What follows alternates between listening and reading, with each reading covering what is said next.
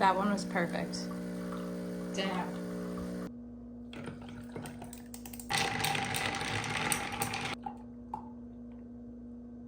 I made a nice latte, so if you haven't made a coffee yet, make one and join me.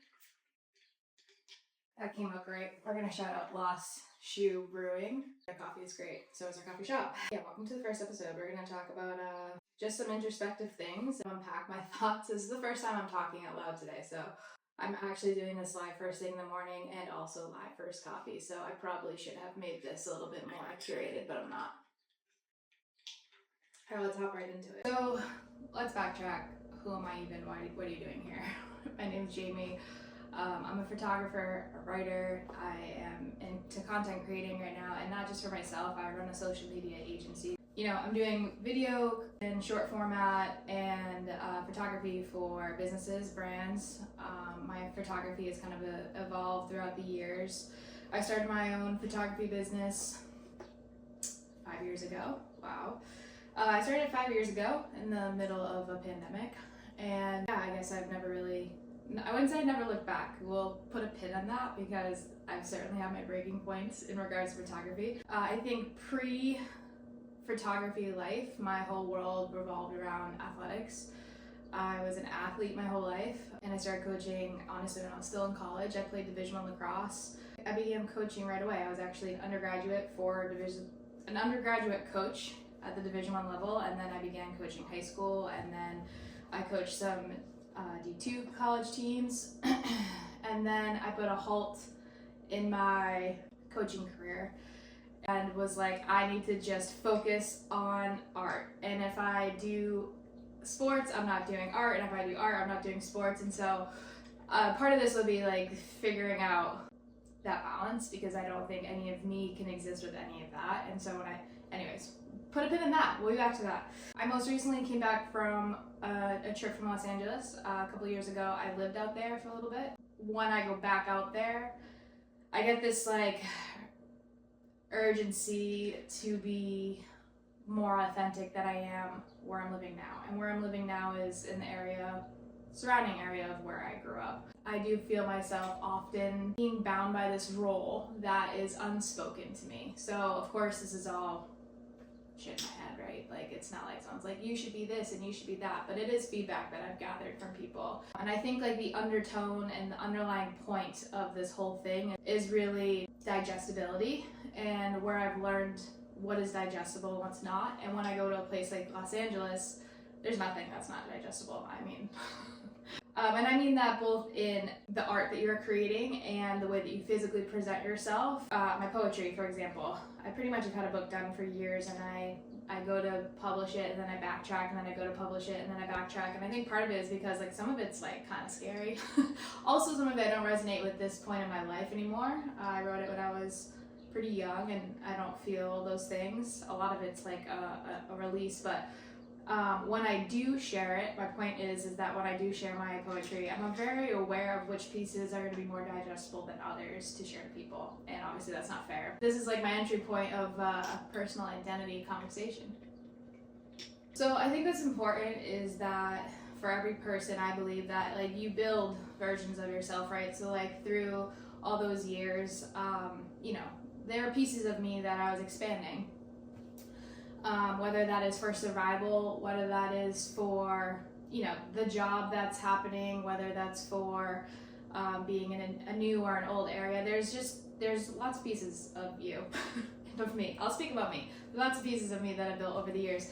And I think where I'm at right now is this kind of deep reflection of, you know, the ones that were built for survival, the ones that were built out of fear, which ones of those are ones that I still need to hold on to, and which are the ones that need more expansion. And so I think there's this deeper question of, who am I when I'm not surviving anymore? Who am I when I'm not creating out of fear, creating myself, and also creating artistically? For poetry, it's easier for me to write more authentically. With photography, I found that I was, especially because it was tied to business, was able to like step right out of, you know, more controversial images. And controversial just meaning like, I don't know, they're more creative, they're more artistic, and I fell right into like what you know, obviously people wanted for my business to be, you know, to make my business run, but also in running and taking the photos that were making my business more successful, I also lost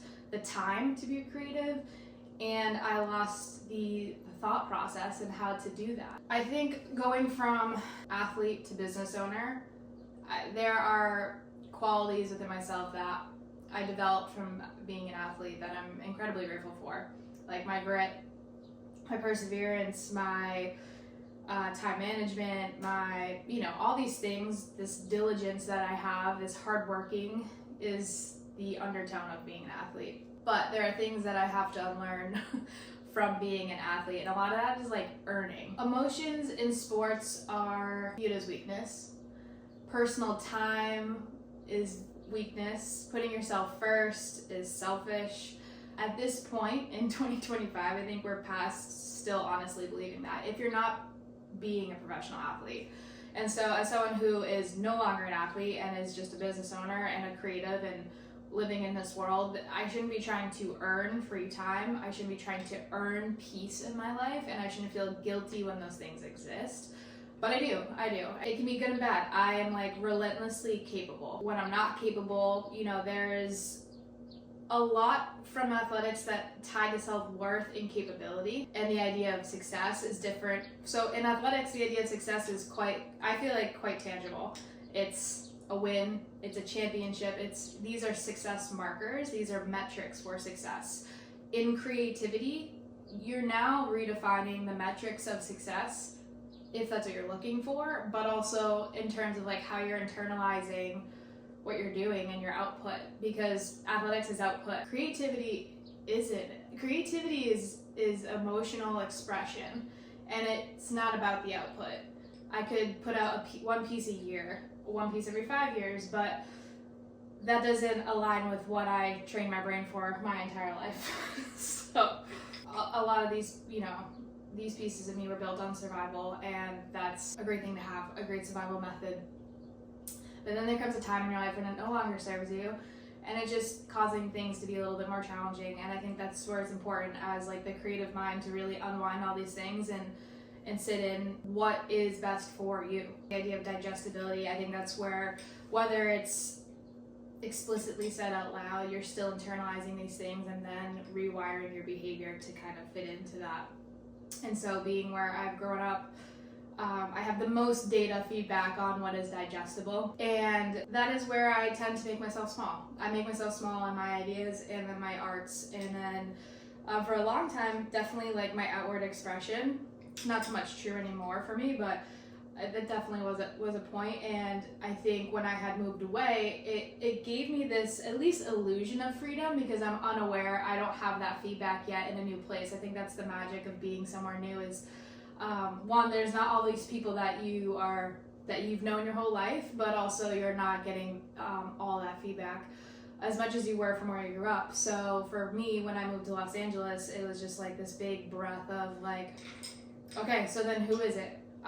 Who are you going to be? How are you going to express yourself? How are you going to write? How are you going to photograph? And for me, it's where my Pride project was born. I wasn't booked with photography, and at first I really felt like, failure, you're a failure. And somebody pointed out to me that this is actually kind of a gift in, okay, if you're not booked in photography, then what do you want to shoot? And so this is where my Pride project came about, and I'll make a whole episode on that. But my Pride project came about, and it was really special. I was really like passionate about it, and then my business took off. I moved back to where my home is, and coming back here, it was beautiful that my business took off. I was busy 7 days a week, but I didn't shoot a single thing that was like my passion or my creativity, and I immediately lost everything I had unlocked for Los Angeles. So I think a part of that is also performing the strength, performing the pieces of me that I had built, and yeah, they need to be unperformed. A lot of this reflection in this episode is coming back from Los Angeles a month ago. And I think when I go to, and I mean, I had the most amazing trip in LA. And I think part of that is that there's like this release of versions of me that are expected here in my hometown, but versions of me that I have really tied myself to. Hustle, societally typical 9 to 5 norm of how to make money, what to do with your money, having health insurance, all these things. And there's more ways to live life than this like typical 9 to 5, blah, blah, blah, doing all the quote unquote right things, but that society deems that you are doing right. And yeah, so I come back from that, and for me, my issue is that I play it safer and I try to do the things the right way. And I realize that when I try to do things the right way, which isn't really like honestly my norm, when I work really hard to do that, I end up creating like just this mountain of almost like inadvertently making myself fail. Even though I'm not failing anything, it's like I'm trying so hard to be societally perfect or view blah blah blah in a way that is digestible here, that I fail because I'm not creating. And for me, that's failure.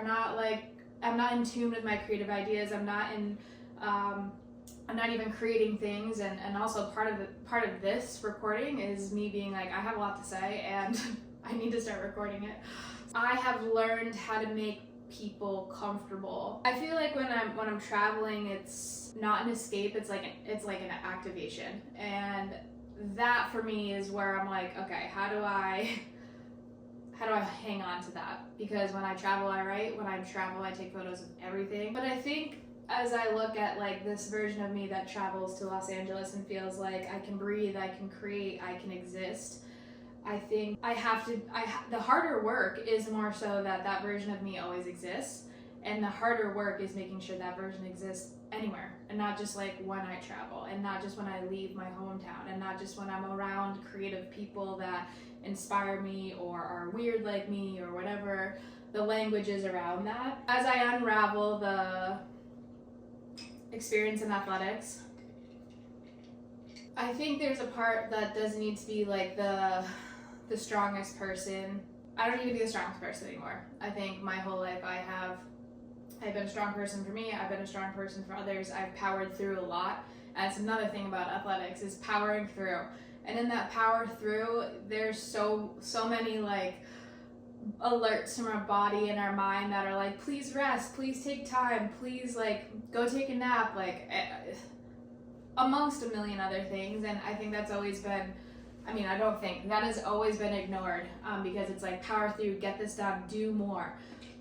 It's admirable to work 90 hours, you should be doing more, blah, blah, blah, and it's not. And so like, I don't need to, I'm saying this because it's something I'm still processing, is I don't need to earn a nap. I don't need to earn anything. And it's so good to take care of your body and your brain. And especially as a creative, like if all these things are, your nervous system, your brain, and all these health things are taken care of and honestly honored, then I feel like I can expand more into, this creative mindset and be the artist and the author that I've always dreamed of being. So I guess my question for you, if you're listening, is who do you become to survive, and do you still need them? Thank you for joining, and we'll catch you next week.